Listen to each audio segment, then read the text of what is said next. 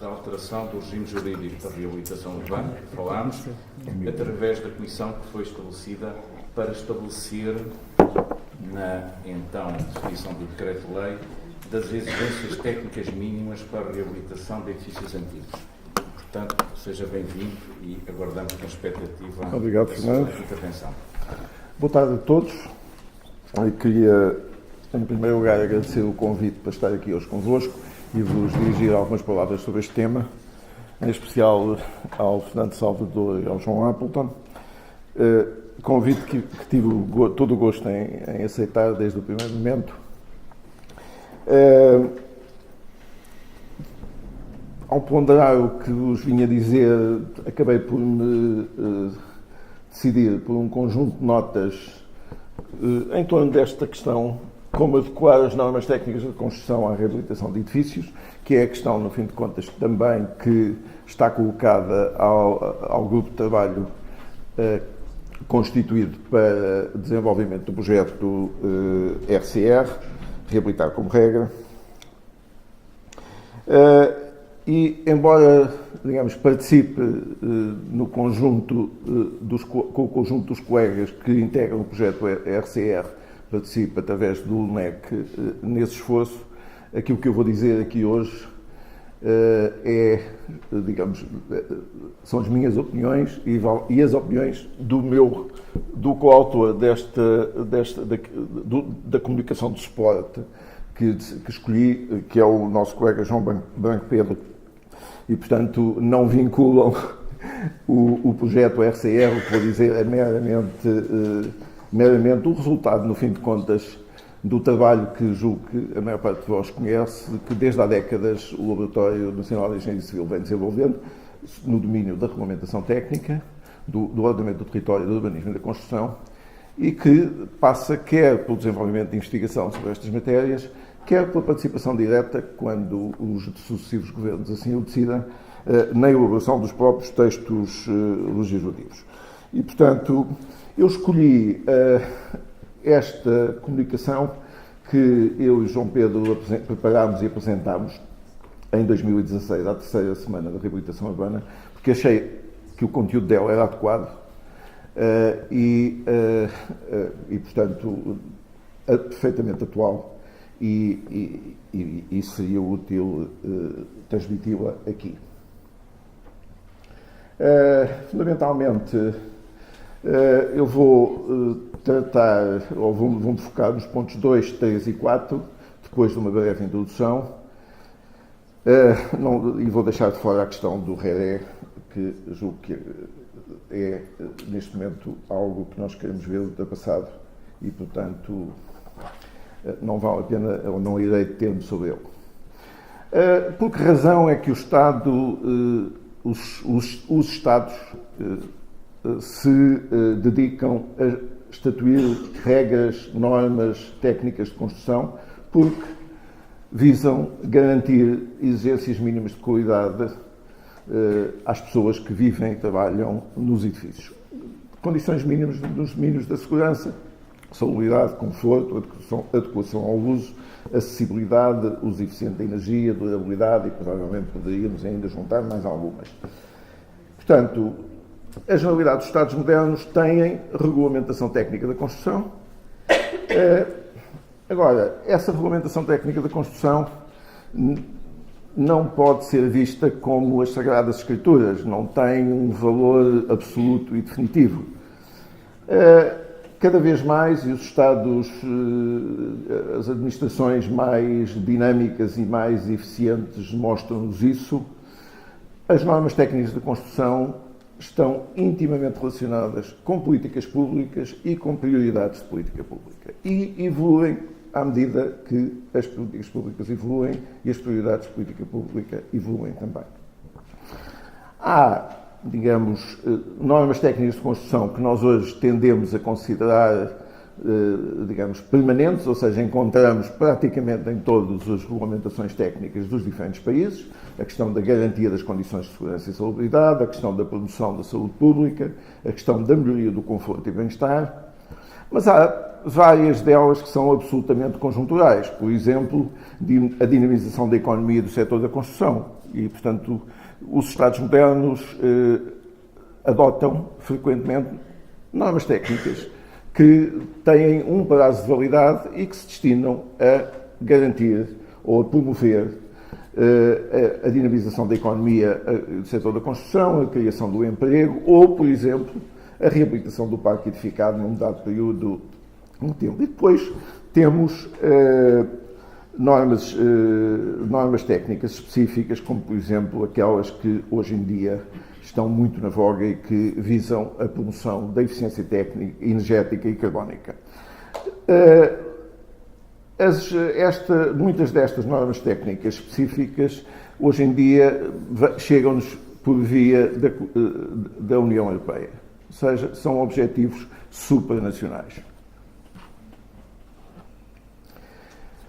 Como em tudo o que fazemos, as normas técnicas de construção devem traduzir um justo equilíbrio entre um nível de desempenho que é exigido e a viabilidade técnica e económica num determinado contexto temporal. Isto significa que este equilíbrio é um equilíbrio dinâmico, porque depende muito da maneira como nós valorizamos fatores culturais, sociais, ambientais, tecnológicos, económicos, etc. Portanto, tudo isto é mutável, tudo isto é evolutivo, digamos, a nossa incapacidade, e o caso português é um bom exemplo disso, e dentro do caso português o Regeu é um excelente exemplo disso. A nossa incapacidade de fazer evoluir o nosso quadro regulamentar do ordenamento do território e do urbanismo e da construção, a par da evolução das políticas públicas e das suas prioridades e a par dos problemas que a sociedade identifica como relevantes, é uma limitação ao nosso próprio progresso enquanto sociedade e enquanto economia. Ora bem, todos nós temos a noção, e já foi aqui abundantemente dito, que procurar este equilíbrio é um desafio particularmente complexo quando estamos a trabalhar no âmbito da reabilitação do parque edificado existente, por razões várias, e todos nós as reconhecemos, quer razões de ordem tecnológica, nós estamos a lidar com uma ampla diversidade de sistemas construtivos, tecnologias, algumas delas já abandonadas, mas que vamos encontrar nos edifícios sobre os quais intervimos. Estamos a lidar com um parque edificado que, em muitos casos, foi produzido para outros modos de vida, para outros modos de organização da sociedade e das suas unidades, família, etc. E estamos evidentemente, a lidar com um parque edificado que faz parte da nossa história e que nos conta de uma certa maneira, nos conta a nossa história enquanto coletivo. E, portanto, tem um valor patrimonial intrínseco que, independentemente de estar classificado, ou seja, de ser um objeto de exceção, não pode ser ignorado, como também aqui já foi abundantemente dito. Este é um lugar comum hoje em dia. O quadro legal e regulamentar que temos foi produzido para a construção nova. Hoje de manhã alguém disse, ironia das ironias, quando nós atingimos um relativo desenvolvimento desse quadro legal e regulamentar, viramos para a reabilitação e pretendemos deixar de construir novo. Obviamente que não deixaremos nunca de construir novo, como todos temos a noção. Também já não vale a pena determos muito sobre isto, porque isto também é amplamente reconhecido e já foi referido. Quais são as dificuldades ou os ajustamentos com que nós nos deparamos quando pretendemos reabilitar um edifício e aplicar o quadro normativo? Talvez seja mais interessante, e parece-me que a maior parte de vós provavelmente não terá a noção da magnitude e da natureza do objeto sobre o qual nos estamos a debruçar quando falamos do quadro legal e regulamentar da construção.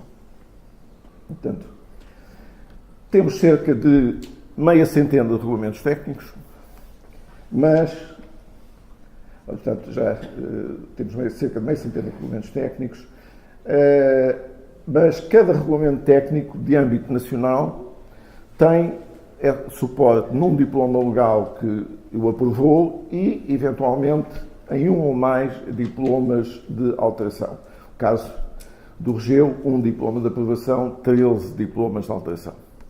Isto significa que este universo que estamos a falar não são os 50 regulamentos, são os 50 regulamentos nas suas várias declinações ao longo, digamos, das sucessivas iniciativas legislativas.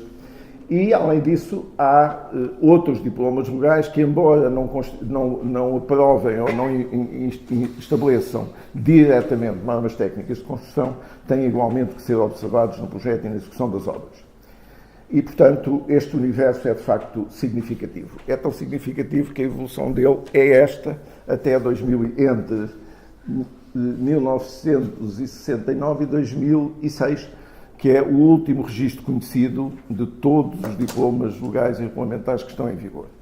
Desde 2006, perdemos o rastro ao cadastro destes diplomas, porque, pura e simplesmente, o Estado não cumpre a obrigação que se impôs a si mesmo de publicar anualmente uma relação atualizada das disposições legais em vigor. Portanto, há aqui um ano que é importante, 1986, data de adesão à então Comissão Económica Europeia. Havia 243 diplomas legais. Em 2006 eles já eram 1.306. Portanto, é com esta enxurrada legislativa que nós estamos a lidar. E quando virmos o número de diplomas legais por ano de aprovação, o gráfico é este. Reparem que desde 1919, ainda há aqui muitas coisas em vigor, há uns rastros da atividade legislativa dos nossos bisavós e dos nossos avós e dos nossos pais, mas o que é interessante também perceber é que nos últimos 20 anos, 88% dos diplomas legais em vigor foram aprovados nos últimos 20 anos e 66% nos últimos 10 anos. Portanto, é com este frenesim legislativo que nós temos que lidar. Ora bem, aqui já agora uma observação, o Fernando Salvador há bocado disse que eu tinha participado no RERE muito marginalmente. Digamos, para mim, a participação mais significativa que eu tive no RERE, além das conversas com os meus colegas, foi o ter sugerido que o UNEC fizesse um estudo de investigação paralelo à participação no RERE, no sentido de avaliar, de facto, se a vontade do Governo em introduzir o RERE correspondia a uma necessidade objetiva ou não. Portanto, isso foi aceito, esse estudo foi feito, há 2 relatórios publicados sobre isso, e aquilo que eu vos vou mostrar agora resulta diretamente disso. Nós decidimos perguntar ao setor da construção, projetistas, construtores, promotores, se era necessário, quais eram as dificuldades que se colocavam à aplicação das normas técnicas às obras e edifícios habitacionais existentes e quais eram as medidas que eles consideravam necessárias e adequadas para resolver essas dificuldades. Portanto, fizemos um inquérito. O inquérito abrangeu os 5 domínios regulamentares: o REGEU, as exigências gerais, segurança ao incêndio, acessibilidade, proteção ao ruído, economia de energia e isolamento térmico. Foi dirigido, como eu disse, às entidades e aos profissionais do setor da construção. Foi autopreenchido pelos inquiridos, decorreu no início de 2013 e recebemos 59 questionários válidos. E, seguidamente, fizemos um seminário no UNEC para debater os resultados com os participantes ou com os destinatários do inquérito. E tivemos à volta de 200 pessoas sentadas na sala e a conversar. O que é que eles nos disseram? Disseram-nos fundamentalmente que as normas técnicas da construção têm deficiências estruturais, ou seja, o modo como estão organizadas e concebidas é deficiente, mas têm também desadequações de conteúdo. No âmbito das desadequações, das deficiências estruturais, extensão, complexidade, dispersão, fragmentação, manutenção em vigor de normas que estão obviamente desatualizadas e a interpretação unívoca de muitas normas não é evidente. O que significa que quem tem que as aplicar tem dificuldades, obviamente, e quem está do lado do projetista pode entender que aquilo quer dizer A e quem está do lado da entidade licenciadora pode entender que aquilo quer dizer B e inicia-se algo que pode ser bastante perturbador e bastante, digamos, contribuir para a morosidade reconhecida dos processos de licenciamento. No que respeita à desadequação de conteúdos, a opinião, atenção, isto são as opiniões que recebemos, não quer dizer que nós estejamos de acordo com tudo isto, mas as opiniões que nos foram transmitidas pelos profissionais do setor, algumas disposições são demasiado exigentes, deviam ser provavelmente menos exigentes, a formulação é demasiado rígida, elas, na generalidade dos casos, são prescritivas, ou seja, apontam para soluções concretas, não têm a natureza exigencial, ou seja, não nos dizem que o desempenho deve ser este, dizem-nos a solução é esta, o que para regulamentos, em alguns casos feitos algumas décadas atrás, isso pode ser complicado, porque dirigido, digamos, a outro estádio de desenvolvimento das tecnologias da construção. Nem sempre são admitidas exceções à aplicação integral das normas e podem obrigar a adotar soluções ou realizar trabalhos que toda a gente percebe que são desadequados.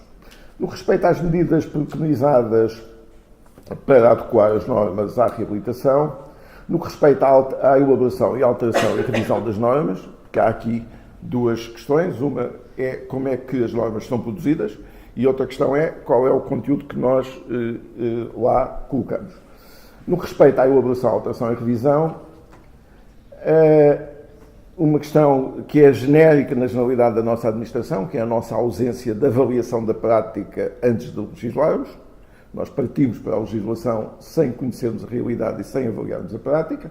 Portanto, fundamentar a elaboração num acompanhamento e numa avaliação da prática. Estimar ex ante as implicações económicas das alterações legislativas que introduzimos. Envolver o setor ativamente, não é no fim a perguntar o que é que acham, é envolver ativamente o setor da construção na preparação das normas. Responsabilizar os projetistas pela definição dos níveis de desempenho, portanto, dar maior responsabilidade aos projetistas pela definição dos níveis de desempenho das soluções, reforçar a fiscalização das operações urbanísticas, já vimos aqui que, todos temos a noção de que a evolução do nosso quadro legal e regulamentar tem sido, do controle das operações urbanísticas, tem sido no sentido de entregar ao projetista o essencial da responsabilidade e desligar sucessivamente a administração, e neste caso a administração local, de um efetivo controle ou de um controle mais profundo das operações. Na minha opinião, isto tem um risco, que em muitos casos já é realidade, que é isto faz a administração reativa, que já de si é reativa e não proativa, torna a administração frequentemente preguiçosa. Ou seja, faz o mínimo, faz o que tem que fazer e não passa daí.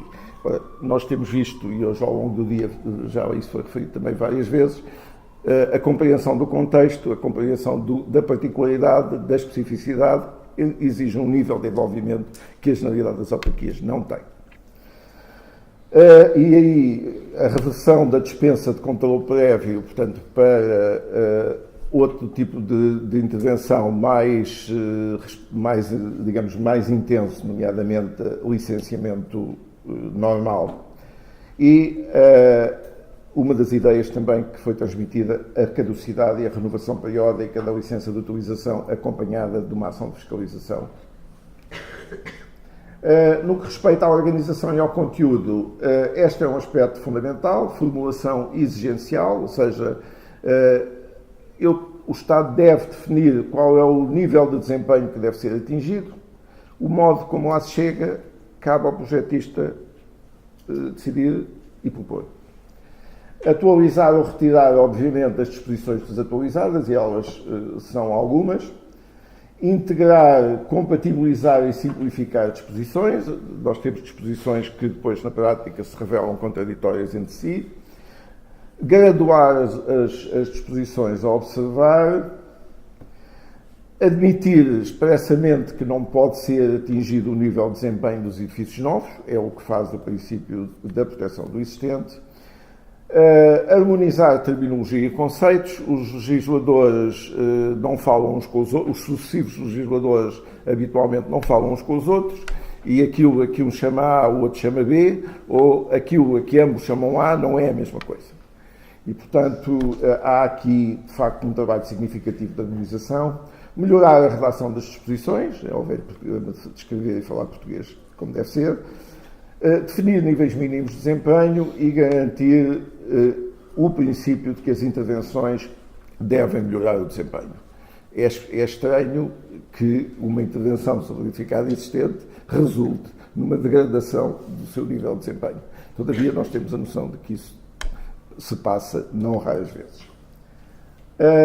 Portanto, basear o projeto na caracterização e diagnóstico dos edifícios. Há uma noção, eu julgo que bastante significativa, que é difícil intervir sobre o que não se conhece e o que não se conhece tecnicamente, e, portanto, o atual quadro legal e regulamentar não exige de modo a demonstração de que o projetista fez um devido diagnóstico da realidade sobre a qual fez a intervenção. A velha questão da integração dos projetos, que da construção nova é importante na reabilitação de edifícios existentes, é absolutamente crucial. Desenvolver um sistema de informação aos consumidores. Já existe a ficha técnica da habitação, mas também tem havido iniciativas legislativas no sentido de lhe reduzir o âmbito e o nível de informação. Informar os consumidores, se for permitido, um nível de desempenho inferior ao regulamentar. Promover a formação sobre as especificidades da reabilitação. Julgo que o COIAS, que está ali sentado, partilha inteiramente deste ponto de vista. Se calhar até foi o GECORPA que poderá ter, digamos, acentuado esta necessidade muito real de formar os profissionais da construção, sobretudo aqueles que atuam diretamente ao nível das empresas que fazem obras de construção, para as especificidades da reabilitação. Promover a formação sobre a aplicação das NTC. Elaborar manuais e exemplos de boas práticas é outro aspecto em que nós falhamos redondamente, mas falhamos duplamente. Não só não os produzimos, e aí a administração tem uma responsabilidade significativa, não só não os produzimos, mas quando os produzimos, quem está no terreno frequentemente diz: isso não é obrigatório. E, portanto, perguntamos assim: para que é que os estamos a produzir? A generalidade dos países modernos baseia grande parte do seu quadro legal e regulamentar na elaboração de manuais e exemplos de boas práticas. Ou seja, que simplificam os regulamentos. Os regulamentos são muito mais simples que os nossos, mas seguidamente têm uma coleção muito grande de manuais, recomendações técnicas, exemplos de boas práticas. E, finalmente, uma prática assídua sobre as dúvidas da aplicação das normas. Ora bem, para terminar, que caminhos para implementar medidas que aperfeiçoem este estado de coisas? Eu e o meu colega João Pedro identificámos aqui 4. Derrogar, simplesmente, foi o que o anterior governo fez, ou digamos, correr, desregulamentar. Editar novas normas concebidas especificamente existentes. Desenvolver e alterar e rever as normas técnicas, incluindo no corpo das normas existentes disposições específicas para as obras em edifícios existentes, ou seja, critérios de adaptação às obras em edifícios existentes, e desenvolver e aprofundar o princípio da proteção do existente. Cada um destes caminhos tem vantagens e inconvenientes. Eu não me vou deter longamente sobre isto. Julgo que aqui à frente vai aparecer um quadro. Vou-me deter apenas sobre a questão do princípio da proteção do existente. Ele não resolve os problemas estruturais do quadro legal e regulamentar que temos. torna o desenvolvimento dos projetos e a apreciação pelas entidades licenciadoras mais complexa e exigente, porque, de facto, obriga, digamos, o princípio da proteção do existente obriga às partes em presença a serem mais inteligentes. E isso dá trabalho. Ser inteligente dá trabalho. E, portanto, maior nível de exigência, quer ao desenvolvimento dos projetos, quer à apreciação pelas entidades licenciadoras. Evidentemente que cria alguma incerteza dos requerentes sobre os resultados da decisão do licenciamento, mas tem a vantagem de não aumentar a extensão do quadro legal e, embora não se definam condições mínimas de qualidade, está garantida a partir da manutenção ou a melhoria das condições existentes. Está? Pelos vistos não está.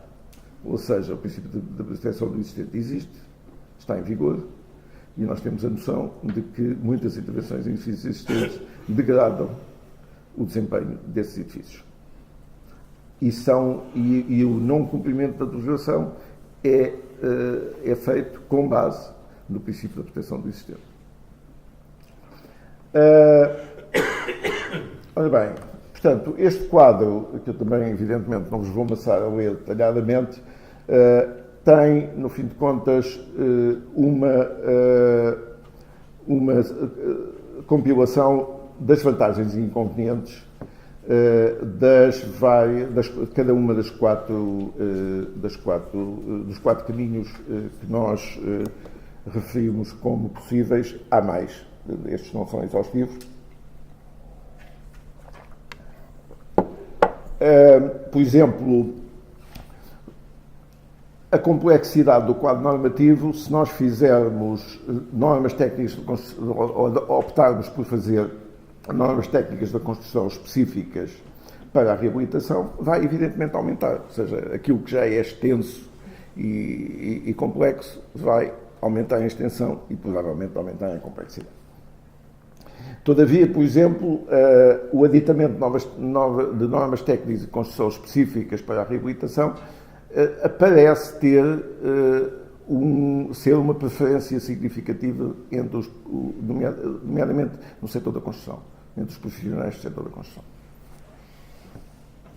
Isto com base no tal inquérito que foi feito. Ora bem, uma última observação, porque nós já ouvi aqui a palavra código, que não é a mesma coisa que codificação. Uma última observação sobre a codificação. Eu posso ter o quadro legal e regulamentar codificado sem ter um código, no sentido de sem ter um documento único onde tudo está reunido.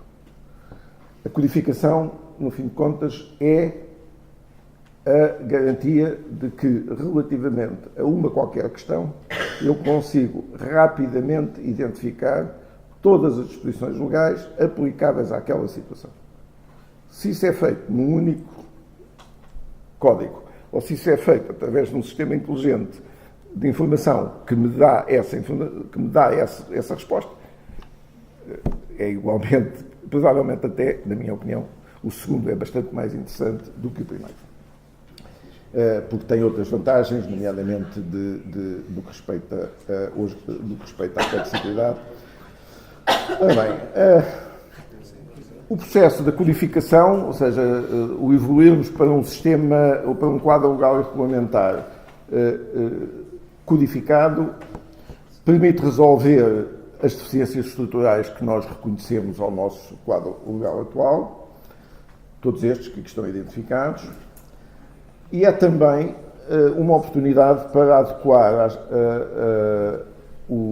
as normas técnicas de construção que temos à especificidade das obras em edifícios existentes, nomeadamente adotando uma formulação exigencial, adequando os níveis de exigência e graduando a aplicação das disposições. Como todos saberão, desde 1999, com a aprovação do Decreto-Lei 555/99, de novembro ou dezembro desse ano, está prevista a codificação das normas técnicas da construção. Até hoje isso não aconteceu e isso, em nosso entender, mostra que o trabalho de codificação é mais do que o simples trabalho técnico de compilação e organização de fontes legislativas. Eu já ouvi pessoas responsáveis dizerem: isso é um trabalho de 6 meses. Eu diria: é um trabalho de 6 anos para mais. 6 meses, gostava de ver.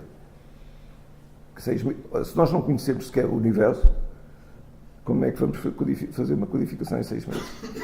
Isto dito por dirigentes máximos de instituições que têm responsabilidades nesta matéria.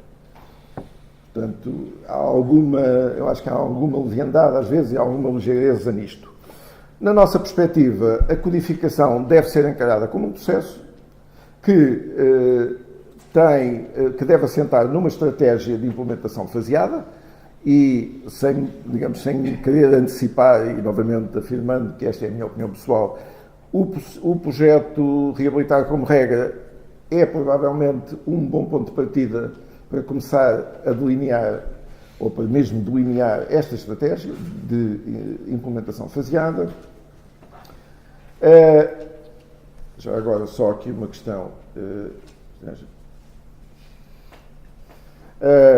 E uma estratégia de implementação faseada que permita que, do nosso ponto de vista, tem estas 5 tarefas: compilação, classificação, harmonização taxonómica, que não é de menos, ou seja, falarmos todos, chamarmos os mesmos nomes às mesmas coisas, compatibilização e atualização das disposições e a sua organização, eventualmente num código técnico de edificação.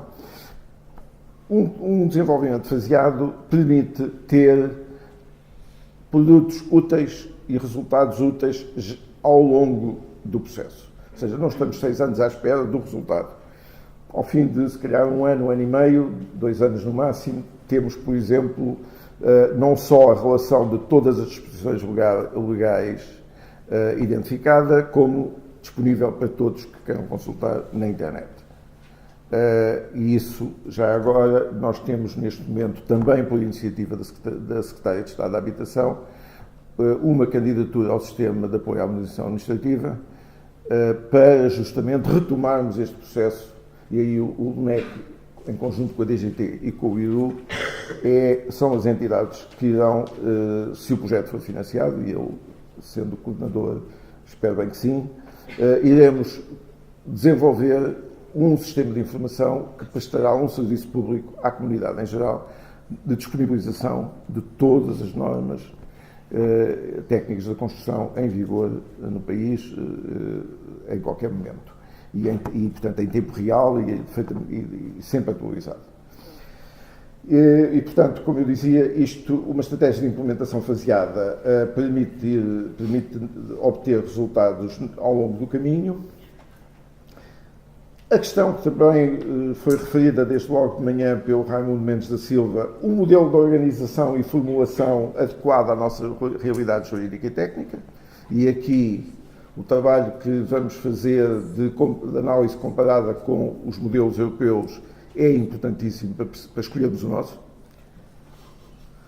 A boa articulação das normas técnicas com os restantes elementos do sistema regulador da construção. Nós não podemos falar de normas técnicas de construção sem perceber que elas estão inseridas num sistema onde estão também os mecanismos de resolução de contenciosos, o sistema de seguros, a certificação dos produtos, a qualificação dos profissionais e o controle técnico administrativo. Pelo menos estes são importantes. E, dado que isto é um processo que durará alguns anos, é fundamental haver estabilidade no tempo quanto à orientação política e à vontade de o desenvolver e consenso institucional relativamente alargado sobre o caminho que vai ser trilhado. E, portanto, novamente, e permitam-me fazer referência à questão da rede de pontos focais e à metodologia que o Raimundo Mendes da Silva apresentou na primeira comunicação da manhã, digamos, todo este conjunto de formas de intervenção e de colaboração no âmbito do desenvolvimento do projeto Reabilitar como Regra são passos significativos no sentido de criar condições para estabilidade e consenso institucional alargado sobre o caminho a percorrer. E com isto termino. Acho que não vale a pena perdermos tempo com o Reré, porque ele qualquer dia vai ser passado, espero eu. Obrigado.